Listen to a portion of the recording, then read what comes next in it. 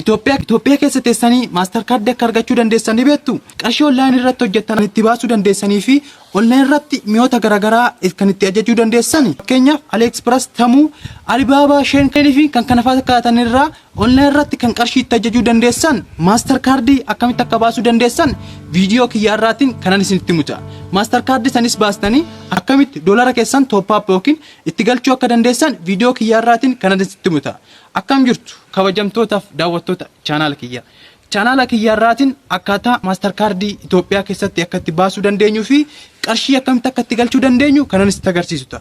Chaanaala kiyyaaf haaraa taatan chaanaala kiyya subscribe fi viidiyoo kiyya like gochuudhaan maatii chaanaala kanaa ta'uu dandeessu.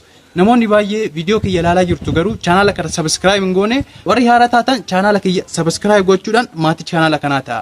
Kana gochuufis aappii tokko nu buufanna jechuudha. Aappiin kun Bybit jedhama. Bybitiin akka beekamu nama yeroo jalqabaatiif sign up go'ee KYC yookiin verification san xumuree doolarii 20 akka kennuu danda'u ni beektu. Anis viidiyoo kiyyaarraatiin akkamitti doolarii 20 welcome gift isanis argattanii fi maaster kaardii argattanii akkamitti online irratti wantoota barbaadan itti ajajuu dandeessanii fi online irraa akkamitti akka qarshiifachuu dandeessan kan asitti agarsiisudha.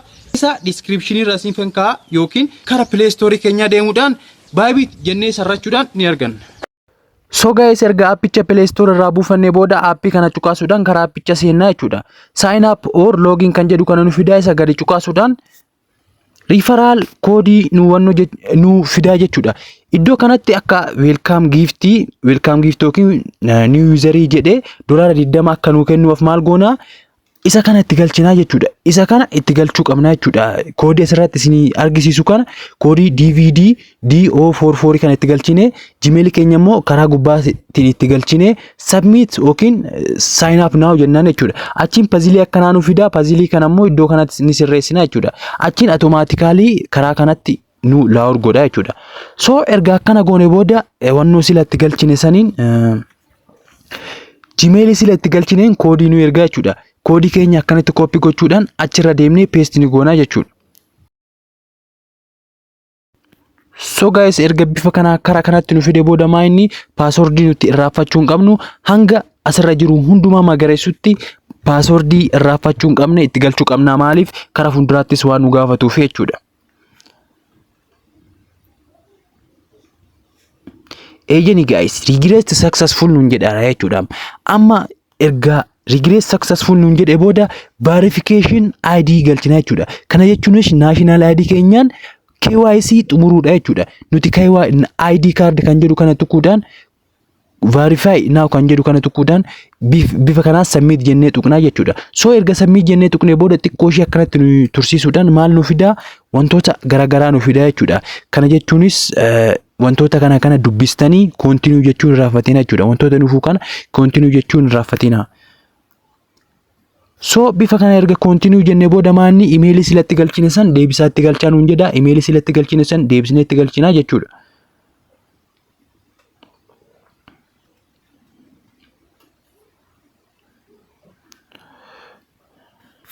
So guys, email sila erga itti galchine booda as biratti tik gochuudhaan create my account jennaan jechuudha. Erga sanii mannuu fiduu maayinni wantoota koodii emailii keenya sirratti nu galchaa. Koodii san emailii keenya irraa fiduudhaan as biratti galchuu ni dandeenya jechuudha.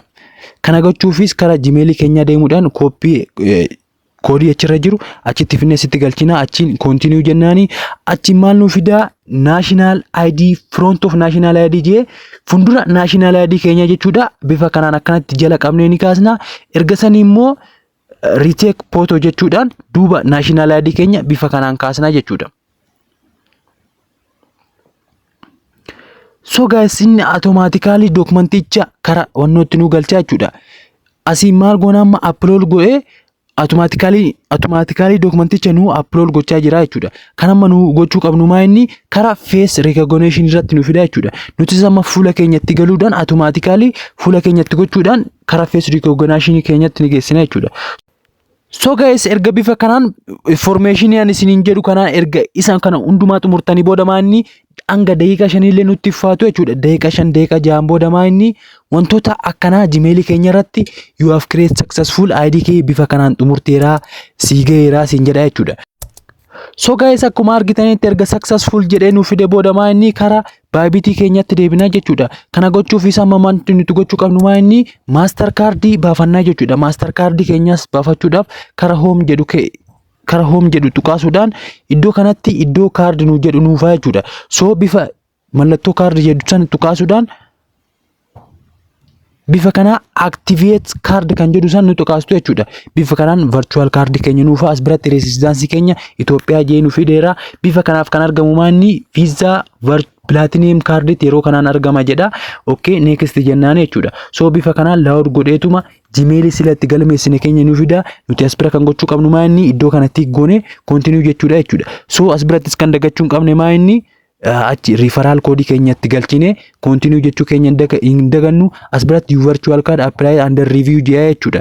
Mallattoo jalaa as jiru kana nu cuqaasne jechuudha. Erga cuqaasne booda maanni Gmail keenya irratti xiqqoo turanii ni ergo jechuudha. Erga turanii nu ergani booda maanni bifa kanaan nu ba'a jechuudha. Nuti iddoo as biratti argitan mallattoo ijaa kana tuquudhaan wantoota adresii keenyatti galchan hin jedhu. Yeroo kana maanni adresii keessa jiraattan biyya isin keessa jiraattanii postal code what is my postal code jettanii Google irrattis ilaaluu dandeessu jechuudha. Fi city magaalaa keessan itti galchuu dandeessu jechuudha. Bifa kana erga magaalaa keessan itti galchitanii booda next kan jedhu kana ni tuqaastu jechuudha.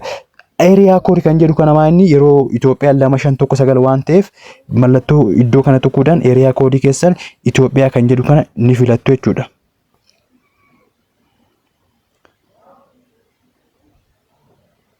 So guys, as biratti akka argitan 251 jee Itoophiyaa kan jedhu kana erga filannee booda maanii lakkoofsa bilbilaa keenya bifa kanaan ni galchina jechuudha. Erga lakkoofsa bilbilaa keenya galchine booda Gmail keenya irrattis akka baratame Gmail keenya irratti koodii nu ergaa koodii saffinne as biratti paste gochuu bichaa nurraa eegama jechuudha. So bifa kana erga paste goonee booda bifa kanaan card number, card holder name fi expiry date CVV jeetuma bifa kanaan nu fideera jechuudha. Isin mallattoo ijaa kana yoo barbaadan tuquudhaan card number keessa holder name wantoota hundumaa ilaaluu dandeessu jechuudha. Bifa kanaan waan hunda fayyadamuu dandeessu jechuudha. Wanta nama ibuu miti jechuudha. Master card keessan bifa salphaa ta'een karaa kanaan baafachuu ni dandeessu jechuudha. Homaa isin barbaachisu, qarshiin isin barbaachisu yoo barbaadan doolaara top up gootanii itti fayyadamuu dandeessu jechuudha. Amma maanni akkaataa doolaara keessan itti top up gootanii kan asitti agarsiisu ta'a.